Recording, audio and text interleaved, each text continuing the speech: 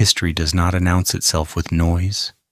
It waits until urgency exhausts itself, and attention finally grows quiet enough to notice what has always been there. Many listen quietly here, night after night. If this calm travels with you, you may stay. Subscribing keeps this silence alive. Night has a way of shrinking ambition. What felt monumental in daylight becomes measured after dark, not because meaning fades, but because the need to extract it relaxes. High places soften when breathing slows, when footsteps shorten, when expectations release their grip. On the eastern slope of the Andes, where cloud forest settles against stone each morning, Machu Picchu exists less as a statement and more as a condition, steady enough to remain without explanation. It does not announce itself. It does not clarify its intentions. It does not compete for admiration. It simply stays, high enough to loosen noise, low enough to remain grounded in earth and weather. In a sleep version of history, this place does not require legend, mystery, or dramatic framing. It requires time, and time here has never been impatient. The Inca did not build Machu Picchu to be seen from afar. They built it to last. Longevity is quieter than spectacle and far more demanding. It requires cooperation with stone, water, gravity, and season, rather than dominance over them. That choice removes much of the drama modern storytelling prefers, leaving behind something more convincing than excitement. When pace slows, the city becomes less impressive theatrically and more persuasive practically. Walls align to endure, not to impress. Pathways guide movement without ceremony.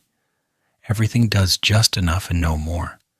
There is faint humor in how often modern eyes search for hidden meaning where restraint itself was the achievement. Late-night history listens differently. It does not seek climax or revelation. It notices rhythm, repetition, and decisions that favored continuity over display. In this register, Machu Picchu feels less like a destination and more like a pause, a place shaped so life could proceed without unnecessary friction. Nothing urges belief. Nothing demands attention. Stones hold position. Clouds pass without comment. Balance settles naturally here, and with it the reassurance that stability can be built quietly without conquest, applause, or urgency, simply by agreeing with the mountain long enough. Silence remains, and nothing else needs to happen tonight here. 1922 and the Sound of Patience. In November 1922, nothing dramatic happened at first, and that detail matters more than most retellings are willing to admit. No thunder, no sudden revelation, no cinematic moment of destiny aligning itself neatly with history. Instead, there was sand behaving like sand, stubborn and ordinary, and steps emerging slowly beneath it, one edge at a time, as if they had never been in a hurry to be seen. Archaeology rarely begins with answers. It begins with waiting. And waiting was something Howard Carter had already practiced for years before this moment arrived. Carter did not come to the Valley of the Kings guided by intuition or fate. He came back again and again because paperwork allowed it, because funding barely survived another season, because permits were renewed more out of habit than confidence. This was not exploration driven by wonder. It was persistence sustained by accounting, correspondence, and the quiet refusal to stop. Late-night history prefers this version because it is honest about effort without pretending that effort feels noble while it is happening. The steps appeared gradually, revealing not excitement but organization. Someone had planned this space long ago. Someone had shaped access deliberately. That realization did not produce awe. It produced caution.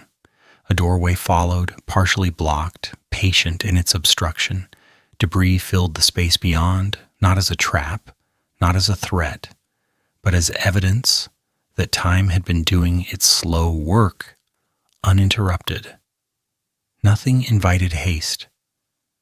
Everything suggested restraint.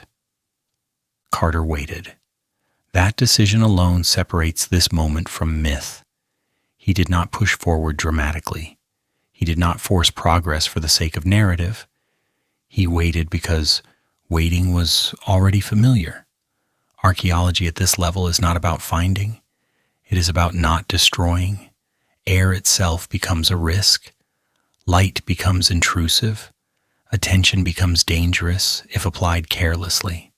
From the beginning, this discovery asked not to be rushed, and Carter, to his credit, listened. When the tomb was finally opened, nothing surged forward to meet modern eyes. Objects remained exactly where they had been placed, not performing, not competing for importance. Boxes leaned against walls. Furniture rested quietly. Containers waited to be catalogued. The mask was not revealed in triumph. It did not stand apart from the rest. It remained one object among many, patient and unremarkable in that moment. That lack of drama unsettles modern expectation, but it is precisely what preserved the site. There is a certain dry humor in how uncinematic this was. The 20th century adored discovery because it liked the illusion that history had been waiting politely for applause. Sealed doors felt theatrical. Dust felt meaningful. Silence felt like anticipation. But history itself does not prepare for audiences. It does not rehearse. It simply continues until interrupted, and interruption rarely feels heroic from the inside. Archaeology here resembled bookkeeping more than adventure. Objects were counted, positions recorded, conditions assessed. Decisions were slow because consequences were permanent. Wood cracked when exposed to air. Textiles collapsed into powder at the touch of modern atmosphere. Paint faded under light that had never been expected to reach it. Gold endured, not because it was magical, but because it had been prepared correctly. It had been shaped with time in mind, and time respected that preparation. Late-night history lingers on these details because they soften the idea of discovery. Nothing here wanted to be claimed. Everything wanted to be handled carefully, or not at all. Carter's famous phrase, "wonderful things," became memorable precisely because it did not describe. It acknowledged scale without pretending understanding. It admitted that seeing does not equal knowing. That restraint feels rare now, and perhaps it always was. The sound of patience filled the tomb more than excitement ever could. Tools were placed down gently, notes were taken repeatedly, decisions were deferred. The mask waited because everything waited. That delay matters because it reframes the story. Tutankhamun is not revealed through a single dramatic moment. He is approached gradually through layers of care, hesitation, and adjustment. The discovery unfolds as a process of learning how to look without damage. From the beginning, fragility defined the work. This was not about uncovering treasure. It was about preventing loss. Each object represented a balance between preservation and curiosity. Every movement had to be justified. Every touch risked harm. Archaeology becomes unsettling here, not because of mystery, but because responsibility replaces excitement. Once something is exposed, it cannot be returned to ignorance. The modern world arrives whether invited or not. There is mild irony in how much patience was required to reveal something that would later be consumed so quickly by public imagination. Newspapers moved faster than tools. Myths formed faster than catalogs. The discovery became a story long before it became understood. But inside the tomb, time remained slow. The work refused urgency, even as the world outside leaned forward impatiently. The mask, still unrevealed in its final form, remained silent. It did not draw attention. It did not glow. It did not insist on significance. It simply existed within a system of objects designed to function together. That context is often lost when the mask is isolated later, displayed under glass, framed as singular. In 1922, it was not singular. It was part of a quiet inventory. Late-night history appreciates that humility. It recognizes that the most important moments in preservation often feel anticlimactic. Success here meant nothing happened. No collapse, no contamination, no irreversible mistake. The absence of disaster became the achievement. This is difficult to celebrate because it leaves no dramatic image, only continuity. Howard Carter's patience did not feel heroic at the time. It felt procedural. Waiting is rarely romantic while it is happening. It becomes admirable only in hindsight, when one realizes how easily impatience could have destroyed everything. The tomb survived intact, not because it was hidden cleverly, but because those who found it resisted the urge to hurry. As days passed, the work continued with the same restraint. Objects were documented before being moved. Surfaces were examined under controlled conditions. Decisions were revisited. Doubt was allowed. That willingness to slow down becomes the true legacy of the discovery, even if it is rarely celebrated. The mask's eventual prominence owes more to this early patience than to any later interpretation. There is something quietly unsettling about how calm the tomb remained during those first moments. It did not react to discovery. It did not acknowledge modern presence. It remained complete, as though time had not ended, only paused. That calm challenges the assumption that history responds emotionally to being seen again. It does not. It simply continues to exist under new conditions. Late-night history rests here, in this sound of patience. No crescendo, no revelation yet. Just steps under sand, a doorway revealed, and waiting returning as it always does. The story does not rush forward because nothing here needs to. Objects remain. Decisions slow. Care accumulates quietly. The discovery of Tutankhamun's tomb did not begin with triumph. It began with restraint. That restraint allowed everything else to follow. Without it, there would be no mask to admire, no mystery to debate, no history to retell. Only absence created by haste. And so, in November 1922, the most important thing that happened was nothing dramatic at all. People waited, they listened, they allowed the past to remain intact, while they learned how to approach it. That sound, the sound of patience, is faint, but it is still there, echoing beneath the sand, long after excitement fades and night settles in again. A face that refuses expression. When the mask finally emerged into view, it did not react in any way that a modern observer would recognize as cooperation. It did not acknowledge the room.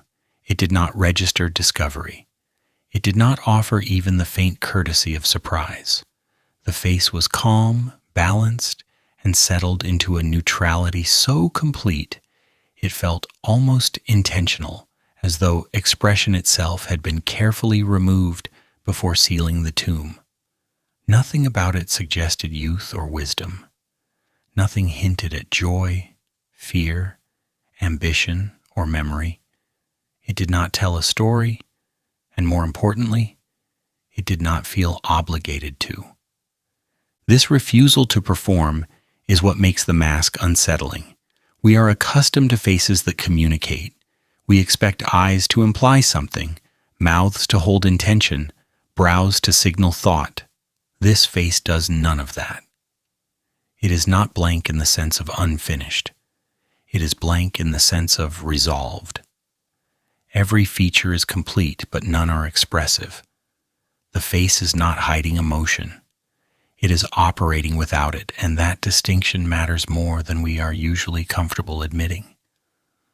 The mask was not designed to preserve personality. Personality was temporary, and therefore unreliable. Instead, it was designed to preserve structure. The proportions are idealized not to flatter, but to stabilize. The symmetry is not aesthetic indulgence, it is maintenance. A face that does not shift is easier to keep intact across time than one that tries to resemble a living person. Identity here is not emotional. It is functional, engineered for continuity rather than recognition. In this system, individuality was not ignored. It was deprioritized. The mask does not say, "This was who I was." It says, "This is what I must remain." That distinction feels cold to modern eyes, trained to search for character in every surface. We look at the mask and feel denied. It does not meet us halfway. It does not mirror our curiosity. It does not reward our attention with intimacy. It remains distant even while being studied, and that distance is the point. A stable face is easier to maintain than a recognizable one. That sentence sounds practical, almost administrative, and that is exactly why it applies. The mask belongs to a worldview that valued endurance over relatability. Faces were not expected to tell stories. They were expected to hold form. Expression was a liability. Emotion introduced variation. Variation invited decay. The solution was not to capture life, but to simplify it until it could last. This stillness unsettles modern viewers because we have learned to equate faces with access. We assume a face exists to be read. When it refuses, we feel shut out. The mask does not reflect us back to ourselves. It does not adapt to our expectations. It remains complete without us, and that independence is quietly uncomfortable. There is also a mild irony here, one that settles in slowly. The most famous face of ancient Egypt does not express anything at all. It has become iconic precisely because it does not respond. Entire industries of interpretation orbit around a surface that offers no guidance. We project endlessly onto a face that was never meant to receive projection. The mask absorbs attention without changing, which is an impressive skill when you think about it. The craftsman who created it understood this restraint deeply. Every curve is measured. Every line is deliberate. Nothing interrupts the balance. Nothing calls attention to itself. The face is not meant to be admired in parts. It is meant to be accepted as a whole and then left alone. That is not how we usually engage with objects of beauty, which prefer to be noticed. This one prefers stability. In late-night quiet, when attention softens and urgency loosens its grip, the mask feels less intimidating. It stops looking like a riddle and starts looking like a solution to a problem we no longer have. How do you remain intact when everything else changes? How do you hold shape without needing to explain it? The mask answers by not answering at all. What we often forget is that expression requires an audience. The mask was not made for conversation. It was made for duration. Its silence is not absence. It is function. A face that refuses expression is not withholding meaning. It is operating under a different definition of meaning altogether. Modern discomfort comes from the expectation that faces owe us something. This one does not. It does not reassure. It does not invite empathy. It does not soften under scrutiny.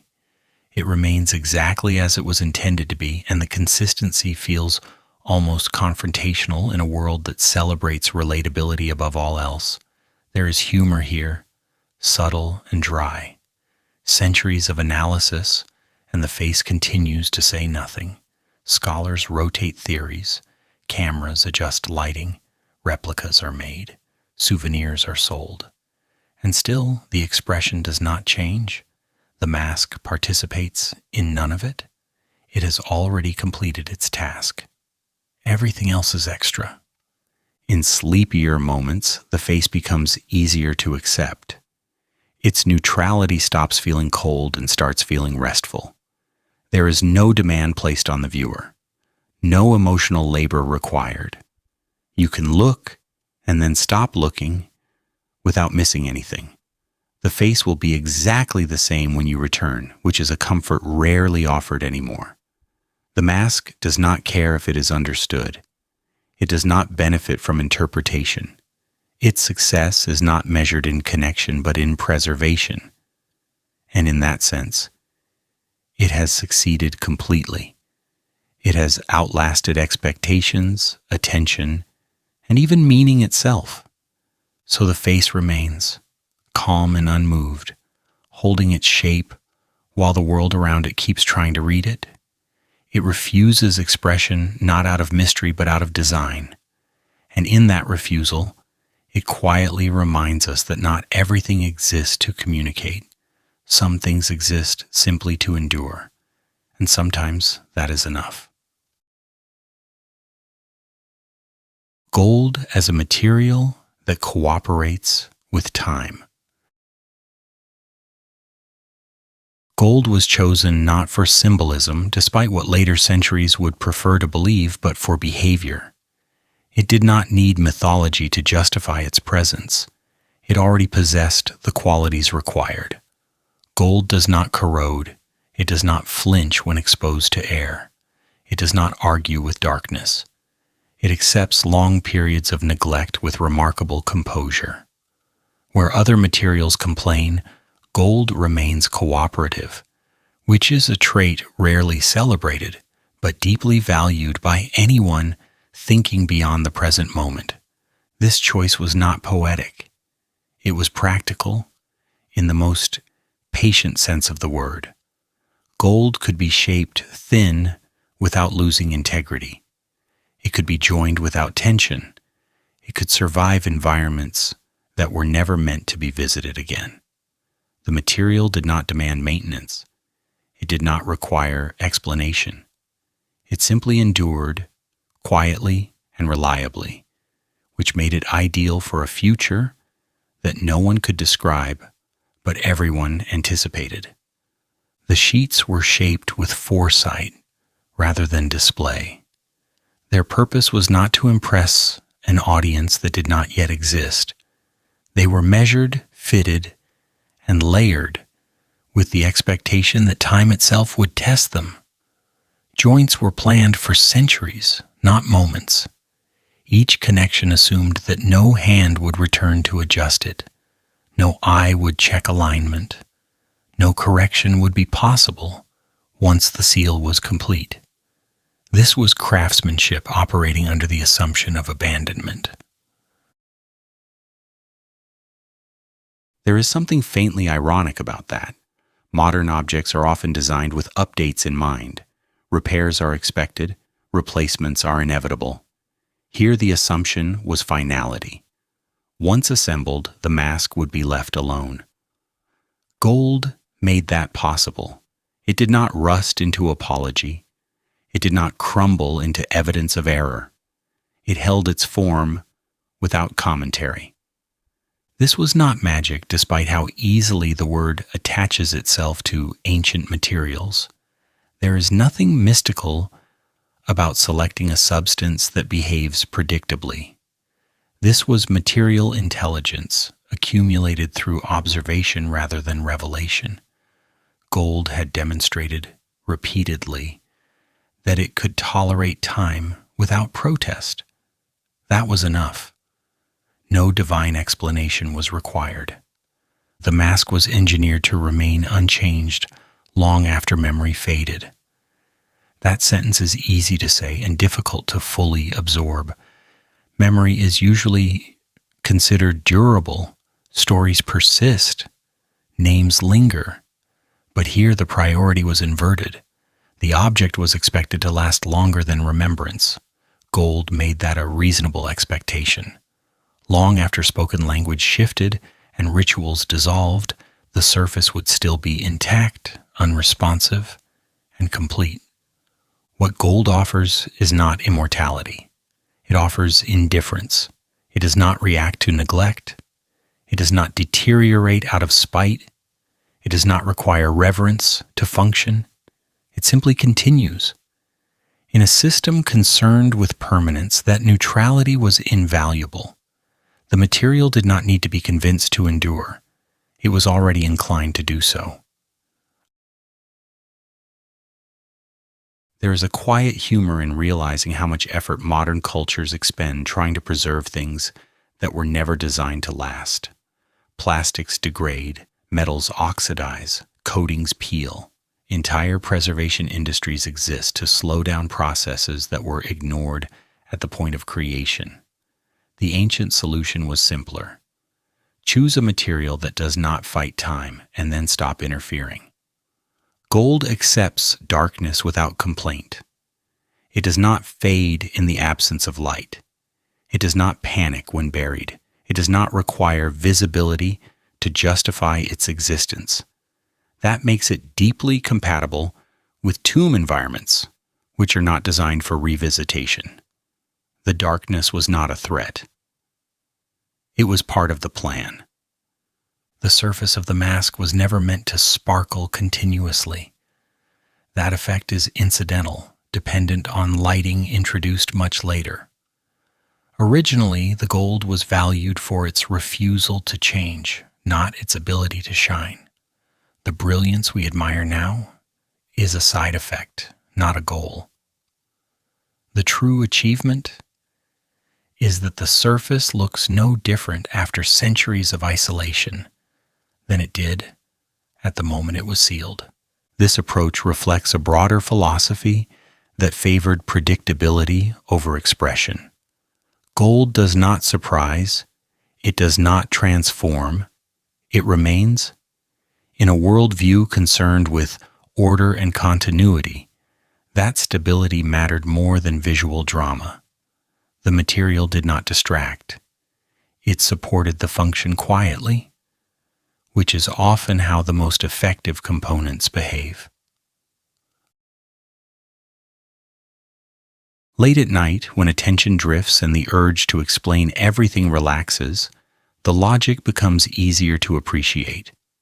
There is something calming about an object that does not resist time. It does not fight entropy heroically. It simply sidesteps it. Gold does not win against time. It declines to participate. That may be why the material still feels unsettling. We are accustomed to decay. We expect objects to show age, to signal passage, to acknowledge history through wear. Gold refuses that narrative. It looks back at centuries and offers no visible response. That refusal can feel almost impolite, as though the material has ignored an entire conversation. And yet that silence is precisely the point. The mask does not need to demonstrate survival. Its unchanged state is the demonstration. There are no scars to interpret, no repairs to analyze. The surface presents itself without commentary, which leaves modern observers slightly disoriented. We are used to reading damage as proof. Here, the absence of damage is the evidence. It is tempting to romanticize this as foresight bordering on prophecy. In reality, it was closer to careful selection. Gold had already proven itself. The decision required patience, not genius. It required trust in material behavior rather than faith in symbolism. The result speaks softly, but it speaks clearly. In the end, the gold does exactly what it was asked to do. It remains. It does not react to discovery any more than it reacted to burial. It accepts handling, attention, analysis, and debate with the same neutrality it accepted darkness. The material cooperates with time, not by conquering it, but by refusing to be altered by it. And that quiet cooperation is what allows the mask to exist exactly as intended, long after the hands that shaped it have disappeared. Inscriptions that do not perform. The surface carries words, but they do not threaten anyone who stands close enough to read them. They do not warn of punishment. They do not demand reverence. They do not raise their voice across time. They sit calmly where they were placed, aligned with the material beneath them, as if language itself has learned to behave. These inscriptions do not perform. They do not dramatize the afterlife. They do not try to impress the living. They exist to function, and that distinction changes everything about how they should be understood. These texts were never meant to be spoken aloud. They were not written for ceremony, recitation, or persuasion. Their role was closer to that of architecture than literature. They were meant to operate silently, like joints that hold a structure together, like channels that guide movement without drawing attention to themselves. Words here are not expressive. They are structural. They support continuation rather than reaction, and they do so without requiring belief from anyone who encounters them later. Modern readers often approach ancient inscriptions expecting drama. We look for threats, curses, warnings meant to frighten intruders or impress gods. When we do not immediately find them, we tend to invent them. Silence makes us uneasy. Calm instructions feel suspicious. We've been trained to associate important writing with emotional force, so when writing refuses to perform that role, we assume we are missing something. In this case, what we are missing is restraint. The inscriptions on the mask do not describe danger. They do not dramatize death. They do not narrate a journey filled with peril. Instead, they outline procedures. They specify relationships. They reinforce order. Their language is careful, measured, and repetitive in a way that suggests reliability rather than fear. Nothing here asks to be believed emotionally. Everything asks to be maintained correctly. This approach reflects a worldview where words are tools rather than declarations. Language is not used to inspire. It is used to stabilize. The texts function like instructions embedded directly into the object, not for the benefit of future readers, but for the continuity of the system they belong to. They are closer to engineering notes than poetry, even if later centuries prefer to read them dramatically. There is a quiet irony in how these inscriptions have been received. Over time, they were transformed into symbols of menace by cultures that equated unfamiliar language with threat. What was originally designed to ensure smooth passage and structural integrity became, in popular imagination, a source of danger. Maintenance was mistaken for menace. Calm procedure was misread as supernatural warning. The misunderstanding says more about the readers than about the text itself. Nothing here asks for fear. The inscriptions do not threaten those who approach. They do not punish curiosity. They do not guard secrets through intimidation. Everything here supports continuation. The words exist to keep processes aligned, to prevent disruption, to maintain balance. Their success depends on being unobtrusive. A text that frightens draws attention. A text that functions disappears into its role. Late at night, when the impulse to dramatize fades, these inscriptions become easier to understand. They feel less like messages and more like mechanisms. You stop expecting them to explain themselves. You start recognizing that explanation was never their task. They were written to work, not to convince. That difference is subtle, but once noticed, it cannot be ignored. The calmness of the writing is deliberate. There is no urgency in the phrasing, no escalation, no rhetorical flourish. The language assumes continuity rather than interruption. It does not imagine an audience that doubts or resists. It assumes cooperation, much like the gold beneath it assumes time will pass without interference. The inscriptions and the material share the same philosophy: stability through predictability. Modern culture struggles with this idea. We prefer texts that react, that argue, that persuade. We reward language that provokes emotion. These inscriptions do none of that, which makes them feel strangely incomplete to contemporary eyes. But incompleteness is not the issue. Excess expectation is. The text is finished. Our reading habits are what fail to align. There is also a faint humor in how seriously later generations have taken words that were never meant to impress them. Entire myths were constructed around imagined threats. Stories of curses flourished, not because the text demanded them, but because silence left room for projection. The inscriptions themselves remain unchanged, quietly indifferent to the narratives layered on top of them. In their original context, these words were part of a larger system that did not rely on spectacle. They were not meant to be noticed individually. They worked in combination with material, form, and placement. Meaning was distributed across the structure, not concentrated in dramatic statements. Language did not stand above the object. It was embedded within it. This integration is what makes the inscriptions feel so restrained. They do not compete with the surface.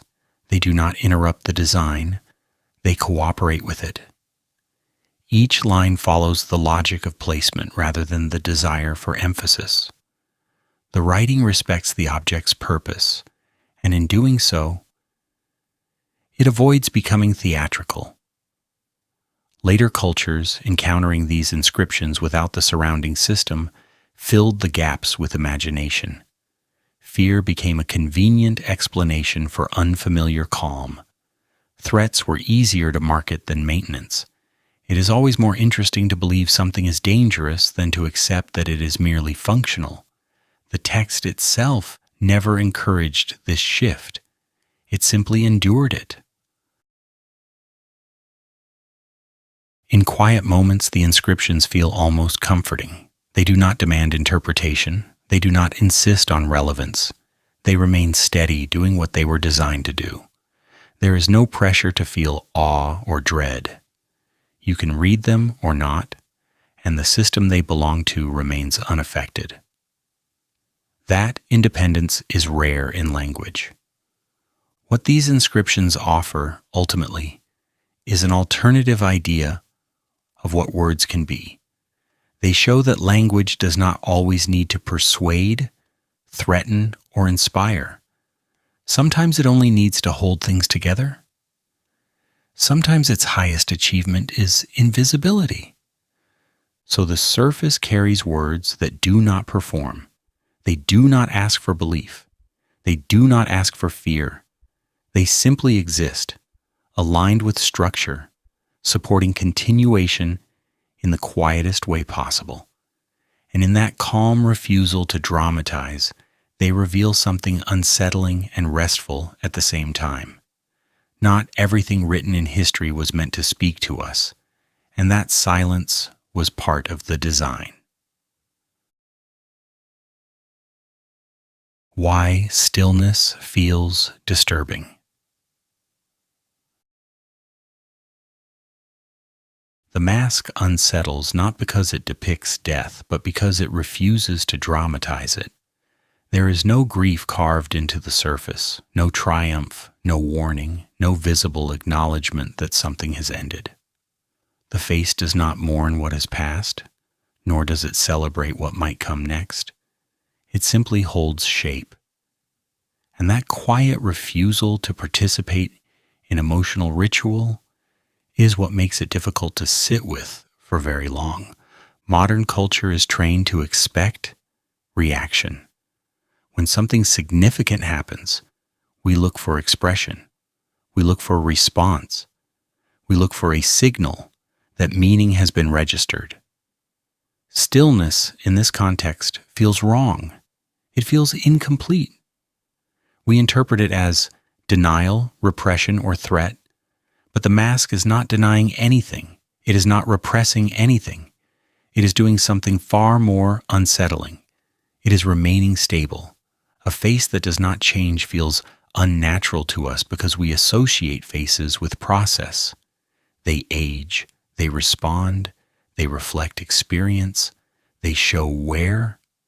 When a face refuses all of that, it breaks an unspoken agreement. It no longer participates in time the way we expect it to.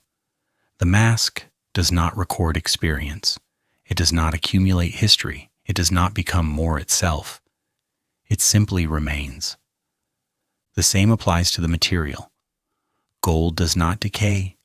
It does not register neglect. It does not show stress. We are accustomed to reading damage as proof of reality. Cracks reassure us that time has passed. Corrosion confirms that something has endured exposure. Gold offers none of that comfort. It looks back at centuries and offers no visible acknowledgement. That indifference feels almost confrontational. Then there is purpose. The mask was made to do one thing, and it continues to do that thing without modification. It does not evolve. It does not adapt. It does not reinterpret itself to remain relevant. Modern objects are expected to change roles. They are redesigned, repurposed, updated. A purpose that remains fixed feels rigid, even authoritarian, because it does not negotiate with context.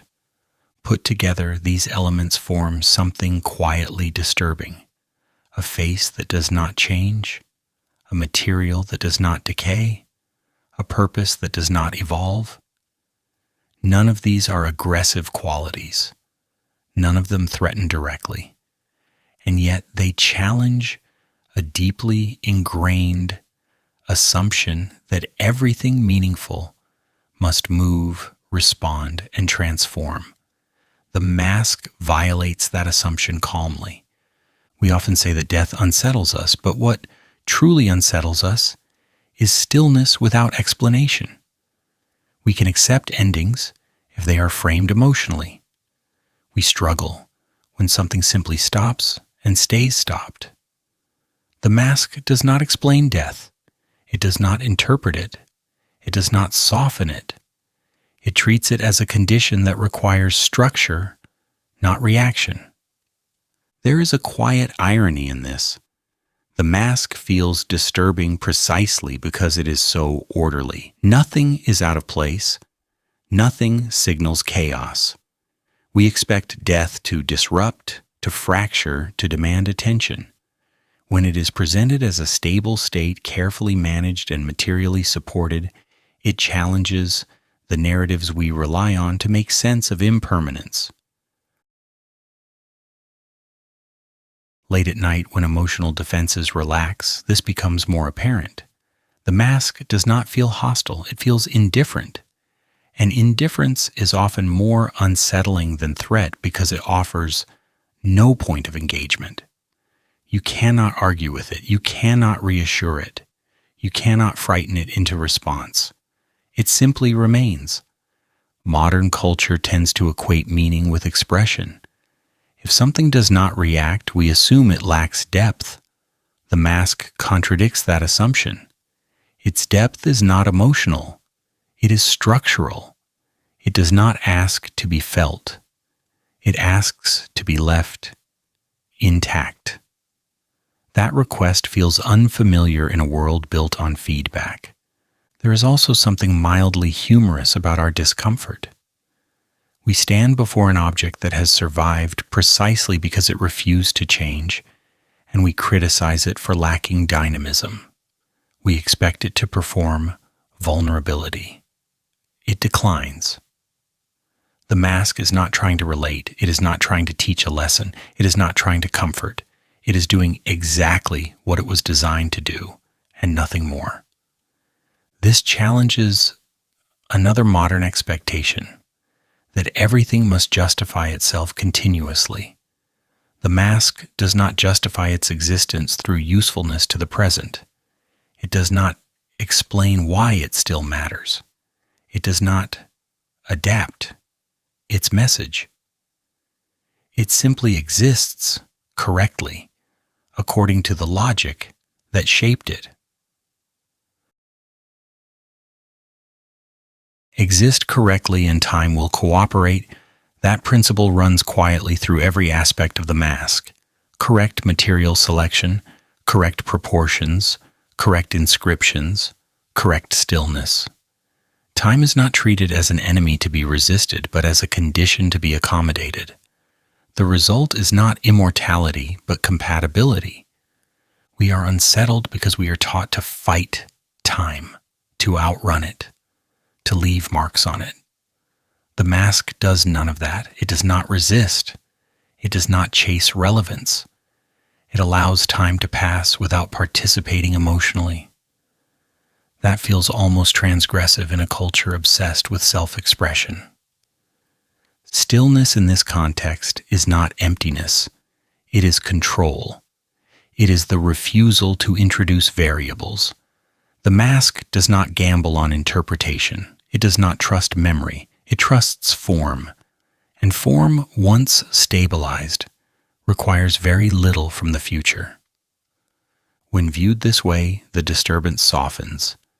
The mask is no longer eerie. It is methodical. It is not asking us to feel anything. It is showing us a system that does not rely on feeling. That realization can be calming or unsettling, depending on how attached one is to emotional narratives. There is no drama here, no escalation, no catharsis. The mask does not resolve anything for us. It does not close a story. It does not open a new one. It remains present in a way that refuses to align with modern expectations of engagement. And perhaps that is why it lingers in the mind. Not because it frightens, but because it refuses to reassure. It offers stability instead of response, continuity instead of commentary. It stands as evidence that something can exist fully without reacting to us at all.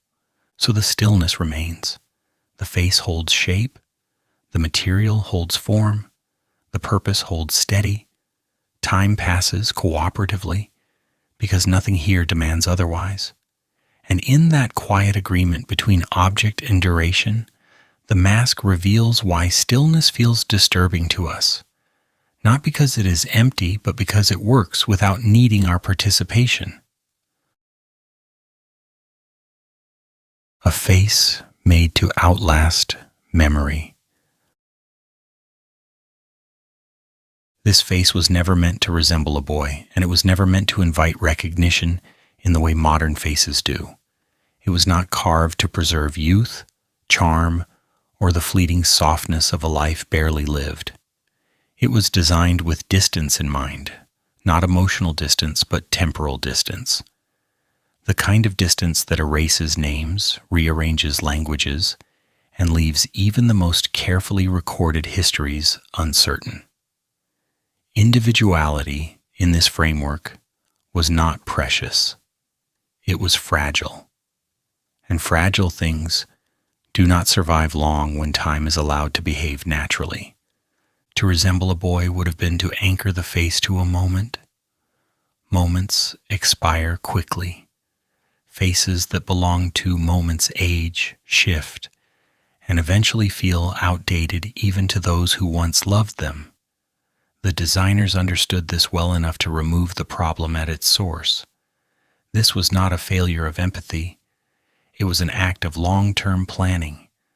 Personal detail, however meaningful in life, becomes a liability when the goal is endurance rather than remembrance. Idealized features were chosen not to flatter, but to neutralize. Symmetry removes biography. Balance removes accident. Smoothness removes history, no scar that could provoke curiosity. No asymmetry that might invite speculation. No expression that could suggest a mood frozen unfairly in time. The face does not belong to an individual because individuality cannot be maintained without constant reinforcement. The mask solves this by opting out entirely.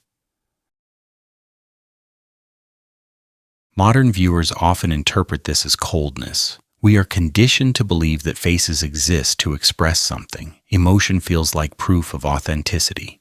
When we encounter a face that offers none, we suspect erasure or suppression. But this face is not suppressing anything. It is operating under a different logic. The goal was not to preserve a person.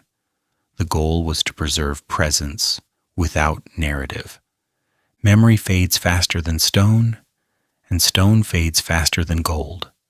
This hierarchy was understood intuitively long before it was articulated academically. Memory depends on repetition. Stories must be told again and again to survive, and every retelling introduces change. Over time, the original shape dissolves. The mask refuses to participate in that process. It does not store memory. It does not require recall. It does not ask to be spoken about accurately. It replaces the need for memory with the certainty of form. By refusing detail, the face reduces its exposure to misunderstanding. There is nothing to misremember, nothing to exaggerate, nothing to reinterpret dramatically. The face does not say, "This is who I was." It says, "This is what remains." And what remains is deliberately minimal, because minimal forms survive confusion better than complex ones. A face without change requires less explanation. Change generates questions, and questions invite disagreement. Why did this happen? What does this mean? Was this intentional? A face that does not change closes those pathways quietly. It does not argue with time. It does not invite debate. It remains complete at every point in its existence, which is a rare quality in objects and an almost non-existent one in people. There is a subtle irony in how much effort modern scholarship devotes to reconstructing the individuality that was intentionally removed. Measurements are taken. Proportions are analyzed. Digital reconstructions are proposed. Each attempt seeks to restore specificity, to recover a person behind the form.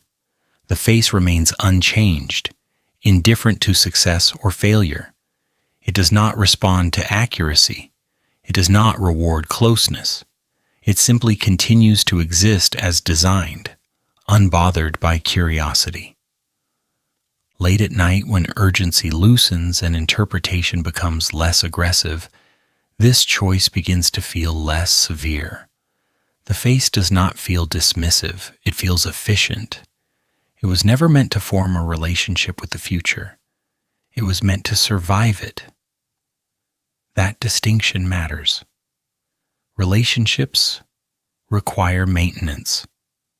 Survival does not. Idealization here functions as subtraction rather than elevation. Anything that could date the face culturally is removed. Hairstyles shift across generations. Grooming habits change. Even standards of beauty evolve. The mask avoids all of this by aiming for a form that sits just outside fashion. It is recognizably human without being temporally specific. It does not belong to a century, it belongs to duration. This creates a strange effect for the viewer. The face feels familiar but inaccessible. You recognize it as a face instantly, yet you cannot place it. It resists attachment. You cannot imagine it speaking, laughing, or aging. That resistance is intentional.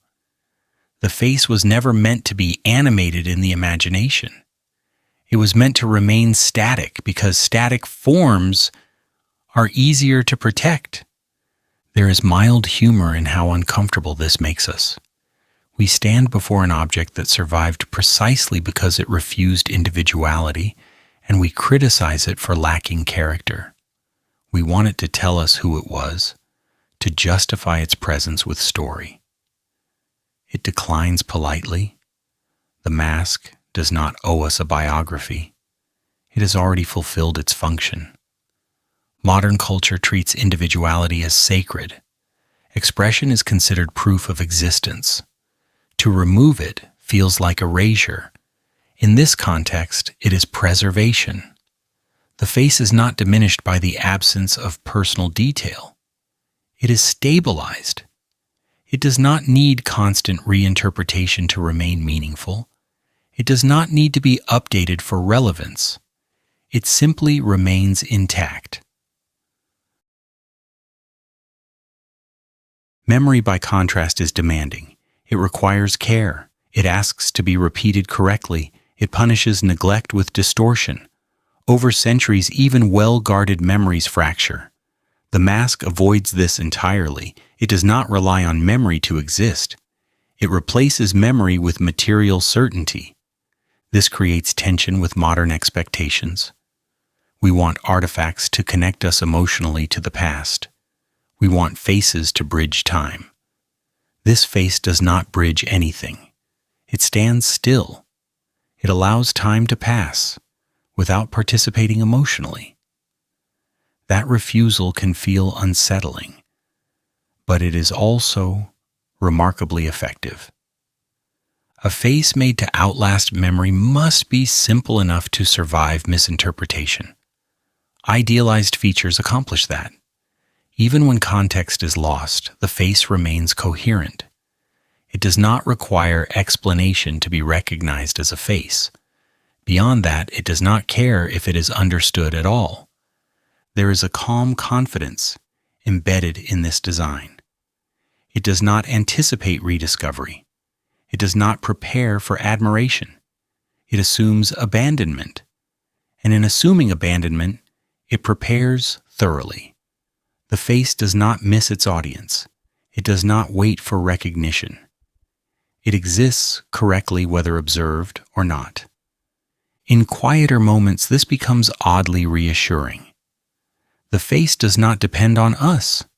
It does not ask us to remember accurately, to feel appropriately, or to interpret responsibly. It removes the burden of response. You can look at it and then stop, without consequence. It will be exactly the same when you return. This challenges how we usually think about legacy. We imagine being remembered, spoken of, understood. The mask suggests another solution. Do not rely on memory. Design something that does not need it. Remove the fragile elements. Keep the structure. There is something almost merciful in that approach. Memory can distort. It can exaggerate or diminish. It can become cruel or sentimental. The mask avoids all of this by offering nothing personal to distort. It cannot be misunderstood emotionally because it does not present emotion in the first place. So the face remains smooth, ideal, and unmarked by story. It does not resemble a boy because a boy would grow, age, change, and eventually be forgotten. This face was designed to bypass all of that. It outlasts individuality by declining to carry it. It reduces itself to form, because form lasts longer than memory ever could. A face without change requires less explanation, less defense, less care. It cooperates with time by giving time nothing to work on. And in that quiet strategy, the mask achieves exactly what it was designed to do. Remain present long after memory has done what memory always does, which is fade. A tomb built quickly and left quietly. The tomb was not conceived as a grand architectural statement. It was not planned to impress future generations or to demonstrate the full reach of royal resources. It was built quickly, with an emphasis on completion rather than refinement, because time had suddenly become scarce. The corridors were narrow, the chambers compact, the layout efficient rather than ceremonial. Nothing here suggests leisurely ambition. Everything suggests adjustment. The king died young. That fact alone altered the scale of everything that followed. Death arrived before plans could mature, before traditions could fully unfold themselves, before perfection had the opportunity to insist on its usual demands. The system responded not with spectacle, but with pragmatism. There was no pause for regret. There was no luxury of revision. The burial had to happen, and it had to happen correctly, even if correctly now meant quickly. Completion mattered more than elegance. A finished tomb, however modest, was preferable to an unfinished ideal. The corridors were carved to serve their function, not to impress the eye. Their narrowness was not symbolic. It was logistical. Smaller spaces could be completed faster. Fewer surfaces required decoration. Less time was spent arguing with stone. The result was a structure that did not linger in construction long enough to attract unnecessary attention.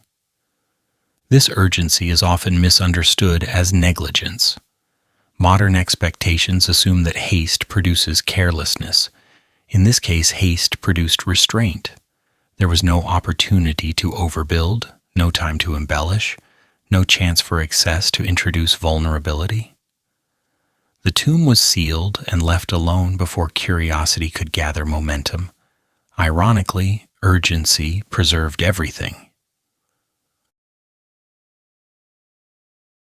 What was unfinished remained untouched. Decorations that might have been added later never were. Objects that could have been rearranged stayed exactly where they were placed. No subsequent generation felt compelled to improve or reinterpret the space. Silence followed quickly, and silence, it turns out, is an excellent form of protection.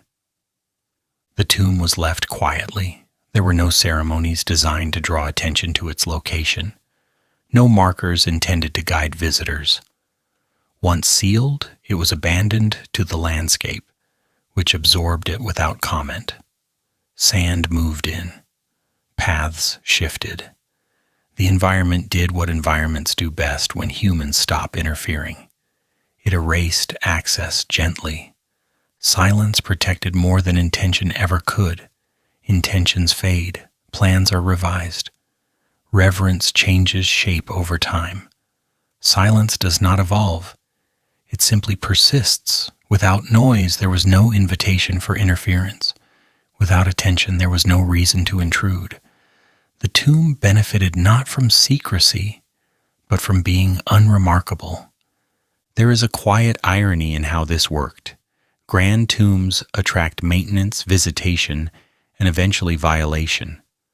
Modest ones are forgotten. Forgetting, in this case, was not failure, it was success. The tomb did not need guardians. It did not need threats. It needed only to be left alone long enough for memory to move elsewhere. The narrow corridors discouraged casual entry, even if they had been found. They were not designed for crowds. They did not accommodate spectacle. Their proportions suggested passage, not gathering. Anyone entering would have had to move slowly, deliberately, without comfort. This alone filtered out most unwanted attention. Late at night, when attention drifts towards systems rather than stories, the logic becomes clear. The tomb was not protected by power. It was protected by timing. Built quickly, sealed early, and forgotten efficiently, it avoided centuries of interference simply by not remaining visible long enough to become significant. The death of a young king disrupted expectations, but it also prevented accumulation. No long reign meant fewer additions, fewer revisions, fewer layers of interpretation imposed by successors. The burial captured a moment and then stopped. That stillness preserved context better than continuous use ever could. Modern observers often romanticize intention. We like to believe preservation is the result of careful planning. In reality, preservation is often accidental. Here, it was urgency that prevented over-design. It was limitation that avoided exposure. It was modesty that escaped attention. There is something faintly humorous in this outcome. The most famous tomb in the world survived not because it was the most impressive, but because it was the least convenient to notice. Grandeur attracts curiosity. Modesty invites neglect. Neglect, in the long term, is remarkably effective. The system adjusted quickly, then withdrew. Once the burial was complete, there was no ongoing interaction. No rituals that required reopening, no pilgrimages that kept the site active. The tomb entered dormancy almost immediately. That dormancy lasted longer than any planned protection could have. Silence did the work that intention could not sustain. Intentions require caretakers. Silence requires nothing. It does not need renewal. It does not weaken over time. It simply continues, provided nothing interrupts it. In this case, nothing did. The unfinished aspects of the tomb are often cited as flaws. In truth, they are evidence of restraint. What was not completed was not exposed. What was left simple was left intact. Complexity introduces failure points. Simplicity reduces them. The tomb benefited from this unintentionally disciplined approach. Over centuries, landscapes change. Cities rise and fall. Priorities shift. Loud places are remembered. Quiet places disappear. The tomb disappeared so thoroughly that even its absence went unnoticed. That invisibility was its greatest defense. There is a lesson here that feels slightly uncomfortable. Preservation does not always reward effort. Sometimes it rewards withdrawal. The act of stepping away, of finishing quickly and leaving quietly, can protect more effectively than layers of security ever could. In the end, the tomb was not saved by foresight or reverence. It was saved by circumstance. A young death, limited time, narrow corridors, swift closure, early silence. These factors aligned briefly, then disappeared, leaving behind a space that no one felt compelled to disturb. So the tomb remained modest and sealed, while time passed above it. Urgency had done its work. Silence took over. What was unfinished stayed untouched. What was quiet stayed protected. And in that absence of attention, the tomb achieved something rare. It survived not because it demanded remembrance, but because it allowed itself to be forgotten. Modern light and thinning meaning. When the tomb was opened, attention arrived faster than understanding. It came with equipment, schedules, expectations, and an almost physical impatience. Light entered the space before context had time to settle. Silence, which had protected the contents for centuries, was replaced almost immediately by activity. Cameras were positioned, notes were taken, angles were discussed. The act of looking became urgent, as though delay itself posed a risk. Modern light is not neutral. It does not simply illuminate. It announces. It transforms quiet objects into subjects. Shadows retreat, and with them a certain kind of restraint. The tomb had been designed for darkness, for stillness, for a rhythm measured in centuries rather than seconds. The introduction of electric light altered that rhythm instantly. Time inside the chamber accelerated, not physically, but interpretively. Understanding, by contrast, moves slowly.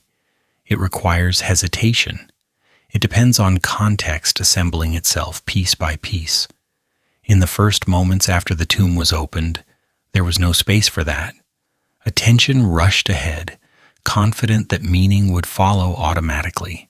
It rarely does. Interpretation began before patience had a chance to assert itself. The object did not resist. Gold never does. It accepted light without complaint. It reflected flashes, absorbed warmth, and remained exactly as it was. The material cooperated effortlessly with modern intrusion, which made the intrusion feel justified. If the object did not object, why hesitate? This logic is seductive and deeply misleading.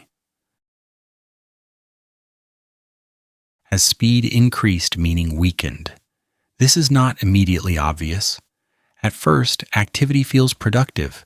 Images accumulate, descriptions multiply, labels are assigned. The object becomes famous very quickly. Fame, however, is not understanding. It is a form of thinning. Attention spreads outward, covering more ground while penetrating less deeply. Cameras replaced silence, and in doing so, they replaced duration with immediacy. A photograph captures an instant and presents it as complete. The viewer is invited to consume the image without waiting. In the tomb, waiting had been the primary condition. Once waiting was removed, the object entered a different economy, one where speed signaled value. Interpretation rushed ahead of patience because patience did not fit the moment. There were deadlines, audiences, institutions eager to announce discovery. The quiet logic of the tomb was incompatible with the tempo of modern documentation. The mask, the objects, the inscriptions were forced to perform under light they had never anticipated. There is a subtle irony here. The material that had been chosen specifically for its ability to endure time without change now became the vehicle through which time was compressed. Gold reflected modern light beautifully. It photographed well, it reproduced easily. Its cooperation made it ideal for circulation, and circulation began to replace presence. Meaning thinned not because interpretations were wrong, but because there were too many of them too quickly.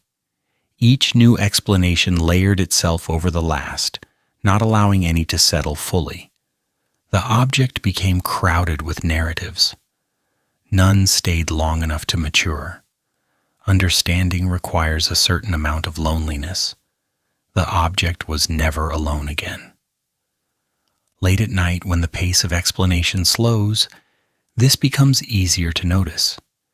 The initial photographs feel loud. The early reports feel hurried. Everything moves forward as though the greatest risk were hesitation.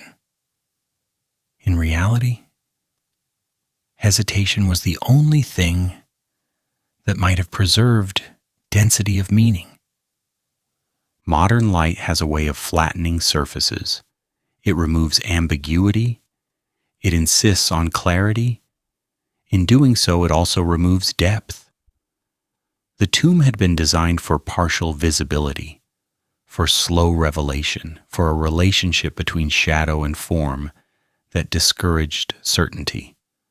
Under bright light, everything becomes immediately legible, and legibility is often mistaken for comprehension. The object did not resist because resistance was never part of its design. Gold does not darken in protest. It does not fracture under attention. It remains unchanged, which gives the impression that nothing has been lost. But loss here is not material. It is interpretive. Meaning becomes thinner when it is required to move quickly. There is a quiet humor in how efficiently modern systems transform rarity into routine. What had been sealed for centuries became familiar within months. Replicas appeared. Images circulated. The mask entered popular consciousness not as an object to be approached carefully, but as an icon to be recognized instantly. Recognition replaced encounter. This shift did not happen out of malice. It happened out of momentum. Once attention accelerates, it is difficult to slow without feeling irresponsible. More light feels safer. More documentation feels thorough. More explanation feels like progress. Each step makes sense locally, even as the larger effect is dilution. The tomb itself had no defense against this. Its protection had always been absence. Once absence ended, there was nothing left to shield it. Silence had done its work. Light undid it efficiently. The transition was irreversible, and no one involved could fully see what was being traded in the process. Meaning weakens as speed increases because speed favors clarity over complexity. Nuance requires time. Ambiguity requires tolerance. The modern approach prefers answers that can be delivered quickly, preferably with visual confirmation. The tomb offered complexity that did not fit neatly into that framework. As the object moved into museums, books, and media, it became increasingly abstracted from its original environment. Context thinned further. The tomb was no longer a system. It was a collection of highlights. Highlights are easy to share. Systems are not.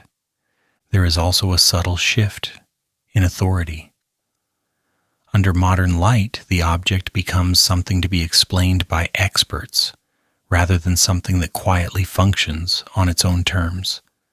Explanation becomes performance. The object is asked to justify its significance repeatedly, each time a little more simply than before. Late-night reflection reveals how much was lost in that initial rush, not in damage but in pacing. The opportunity to let the tomb speak slowly was missed. Instead, it was encouraged to speak loudly, immediately, and often. Gold cooperated, meaning dispersed. The mask did not change, but our relationship to it did. It became familiar too quickly. Familiarity breeds confidence, and confidence often reduces curiosity. Once something feels known, it is rarely revisited with care. The early speed of interpretation set the tone for everything that followed. Modern light is efficient, but efficiency is not always aligned with understanding. It favors surfaces. It rewards speed. It assumes accessibility is equivalent to comprehension. The tomb, built for darkness and time, could not correct that assumption. It had already given everything it was designed to give. Meaning, once thinned, does not disappear entirely. It spreads out. It becomes harder to gather. Each interpretation takes a little and leaves the rest behind. Over time, the object remains famous but less dense, recognized everywhere, understood nowhere in particular. There is no villain in this story, only a mismatch of tempos. The tomb moved at the speed of centuries. Modern attention moves at the speed of announcement. When the two met, the faster one won by default. So modern light filled the chamber and silence retreated. Cameras replaced waiting. Interpretation outran patience. The object remained cooperative, unchanged, reflective. Gold never resists. Meaning, however, is less durable. As speed increased, it thinned, not because it was weak, but because it was asked to travel faster than it was ever designed to move. Fear invented after the fact. Stillness unsettled modern observers long before any story of danger appeared. A tomb that endured without complaint felt wrong in a world trained to expect resistance, decay, or drama. The chamber had survived centuries quietly, without protest, without warning, without visible struggle. Nothing had gone wrong, and that absence of catastrophe felt suspicious. When something remains intact for too long, people begin to search for a reason, and when no reason presents itself, invention steps in to fill the silence. The tomb did not threaten, it did not warn, it did not attempt to protect itself through intimidation. It simply existed, doing exactly what it had been designed to do. That kind of success is difficult to accept. We are more comfortable with systems that fail visibly, that announce their vulnerabilities, that show effort. A system that works too well appears unnatural, almost offensive to modern expectations of entropy. So fear was added later, not because it was present, but because it was missing. Curses arrived as explanations, not discoveries. They were layered onto the site after the fact, once the silence had already done its work. The idea that something so quiet could also be dangerous made the quiet more acceptable. Fear restored balance. It turned stillness into threat and threat into narrative. Silence alone was not compelling enough. It needed teeth. The stories were never found carved into the walls in the way popular imagination suggests. They emerged elsewhere in reports, headlines, conversations, and retellings. They grew gradually, gaining confidence as repetition replaced evidence. Each retelling added a little tension, a little warning, a little inevitability. The tomb itself remained unchanged, uninterested in participating. This pattern is familiar. When systems function without spectacle, observers often assume something has been hidden deliberately. Maintenance is mistaken for menace. Stability is reframed as suppression. The idea that something could endure simply because it was built correctly feels unsatisfying. It denies us a villain, a conflict, a moral lesson. Fear supplies all three efficiently. Late at night, when stories lose their urgency and details soften, the invention becomes easier to spot.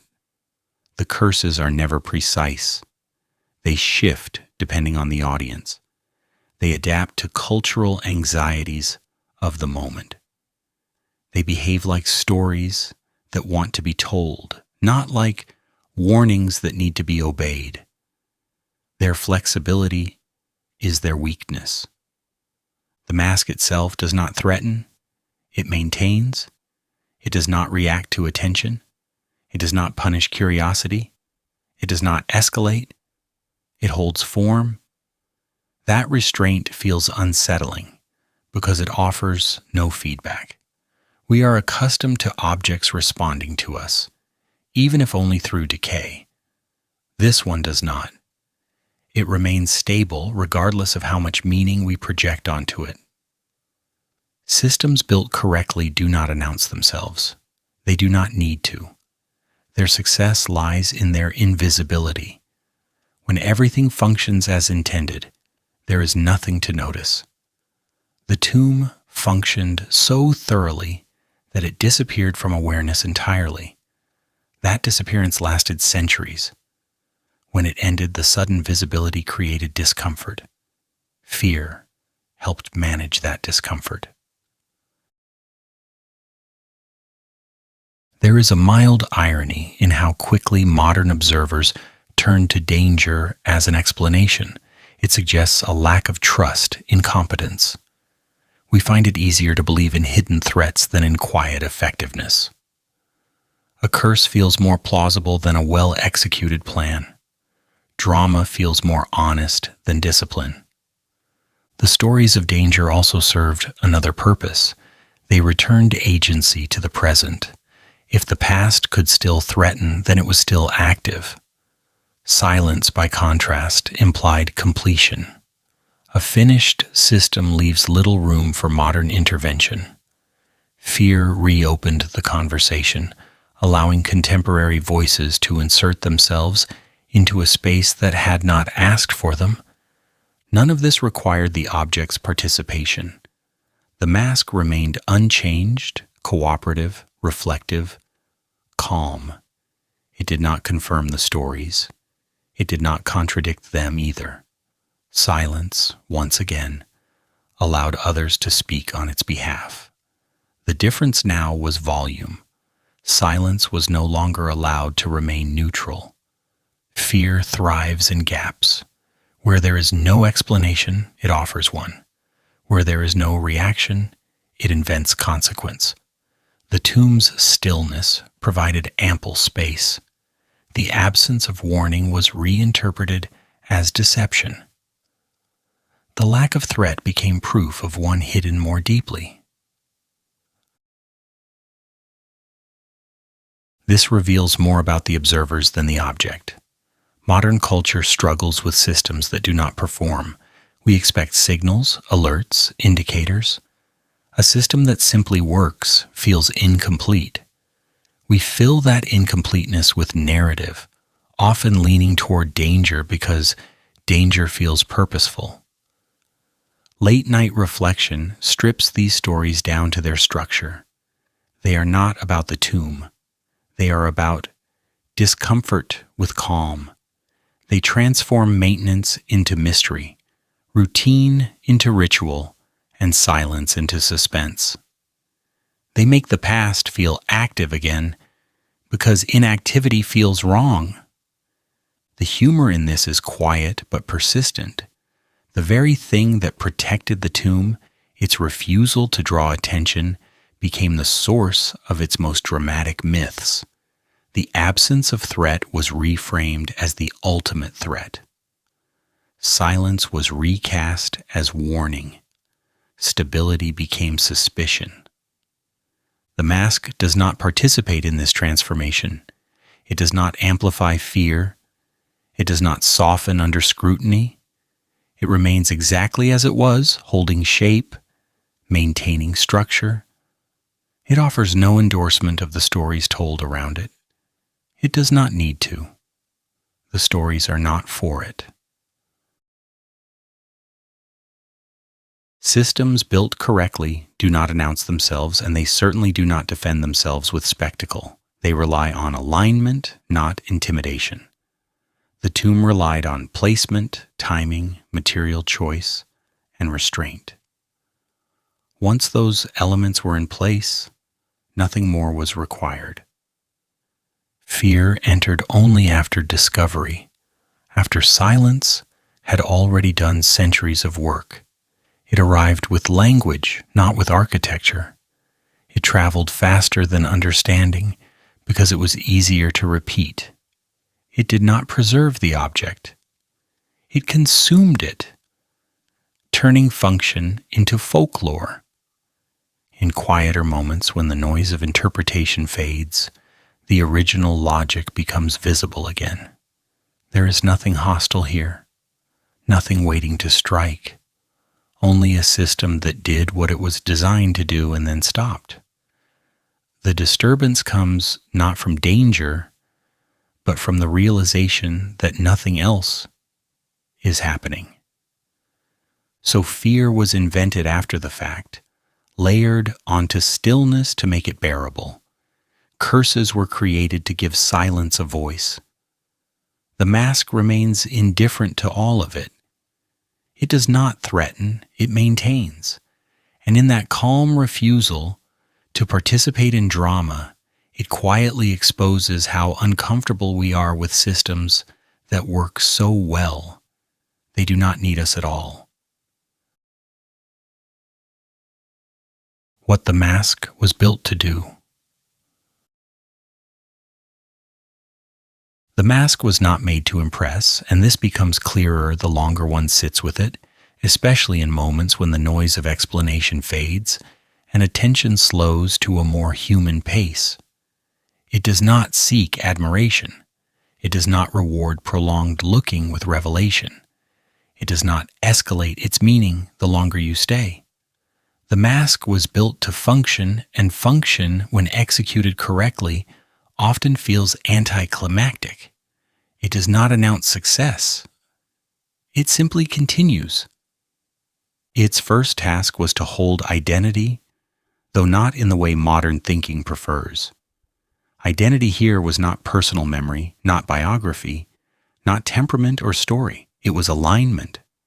The face existed to provide a stable reference, a form that could support continuity without requiring recognition. The mask did not say who this person was.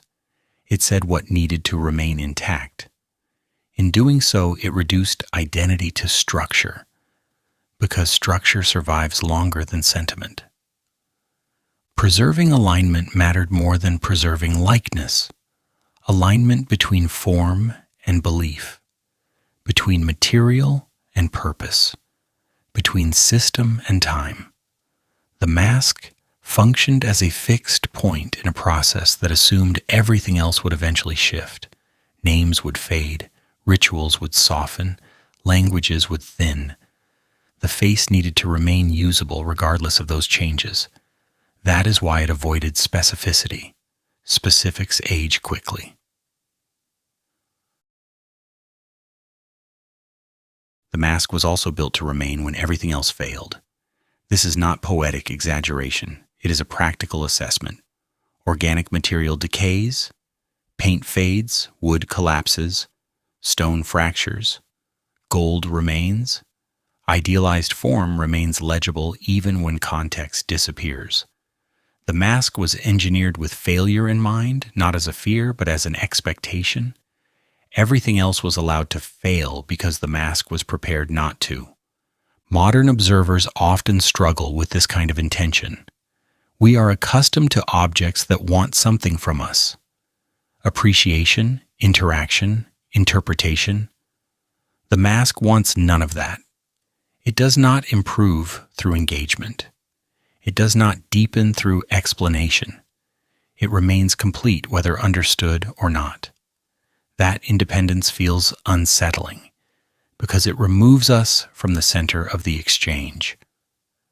Late at night, when urgency loses its authority, this design becomes easier to recognize. The mask does not feel distant. It feels finished. It has no unfinished business with the present. It does not need to be updated, defended, or contextualized to continue working. It exists correctly, which is an uncomfortable standard in a culture built on constant revision. The quiet irony is that the mask achieved exactly what it was built to do, and that success is what unsettles us. We are more comfortable with ruins than with systems that still function. A ruin invites interpretation. A functioning object invites restraint. The mask demands nothing but acknowledgement of its completeness, and completeness leaves little room for modern participation. Its function was not symbolic, though symbolism followed later. It was operational. It held form so that alignment could continue uninterrupted. It provided a stable surface where instability was expected everywhere else. This kind of design does not seek attention. It seeks compatibility with time, and compatibility is achieved through predictability, not spectacle. The mask did not need to be dramatic to be effective. Drama introduces variables, emotion invites reinterpretation, excess invites interference. The mask avoided all three.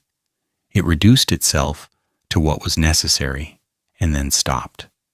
That restraint is what allowed it to pass through centuries without modification.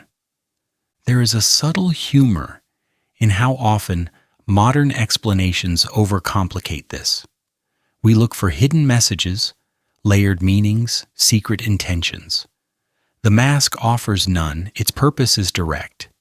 It was built to hold, to preserve alignment, to remain. Everything else we add is commentary layered on top of a solution that already worked. Functioning systems rarely feel satisfying to analyze because they leave no trace of struggle. There is no visible effort to admire, no moment of triumph to celebrate. The mask does not show how hard it was to make. It shows only that it was made correctly. That correctness feels almost impolite in a world that prefers visible labor. What the mask was built to do, it continues to do without adjustment. It is not adapted to modern lighting. It is not softened under scrutiny. It has not changed its role to remain relevant. It does not care if it is admired for the wrong reasons. Its success does not depend on interpretation. This creates a tension with modern habits of meaning-making. We expect objects to justify themselves repeatedly. We ask what they say about us, about history, about identity. The mask says very little. It does not reflect us. It does not answer questions it was never designed to receive. It maintains its original function quietly, which can feel dismissive even when it is not. The unsettling quality comes from this refusal to participate. The mask does not respond emotionally. It does not validate curiosity.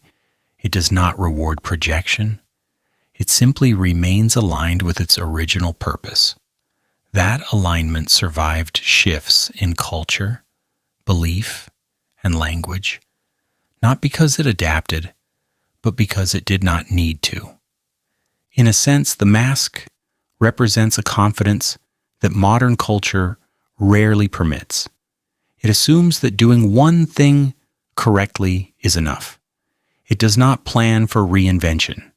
It does not anticipate future audiences. It trusts its design and then withdraws. That withdrawal is often mistaken for mystery when it is actually completion. Everything about the mask points toward endurance without explanation. It does not narrate its own importance. It does not mark its own success.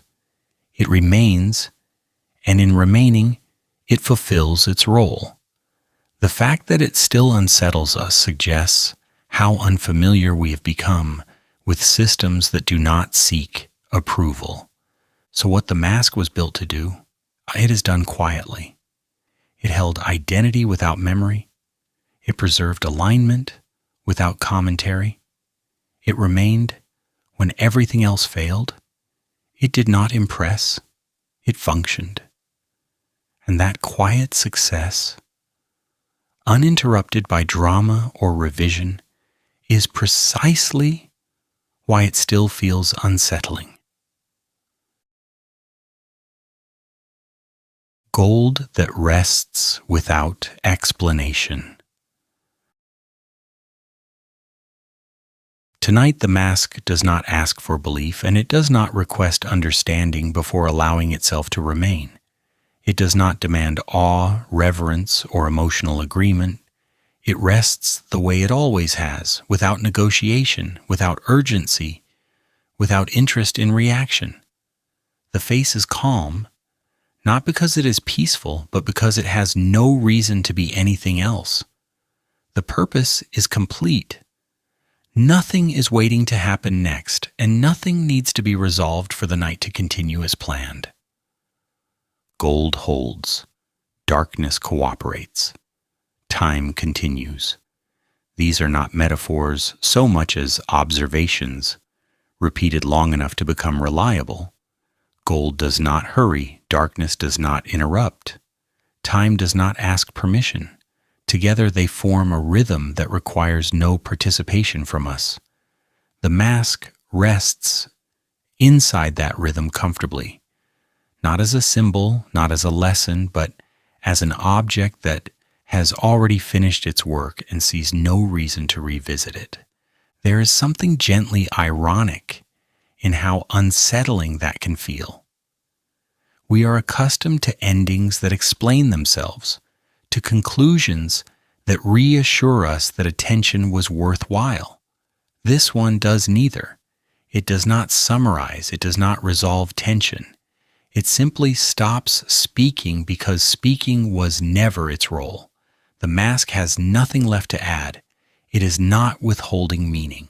It has already delivered everything it was designed to provide. If sleep arrives the same way, without ceremony or explanation, that feels appropriate. Sleep does not announce itself either. It does not require understanding. It arrives when conditions align and leaves when they no longer do. There is no narrative arc to it, no performance to applaud. You do not need to feel prepared. You only need to stop interfering long enough for it to take over. The mask has practiced that patience for thousands of years. It has rested through silence, darkness, rediscovery, noise, and light without altering its behavior. It does not mind if you borrow that patience for the night. It does not expect it back. It will still be there when you are finished, holding its shape, cooperating with time, resting without explanation, exactly as it always has.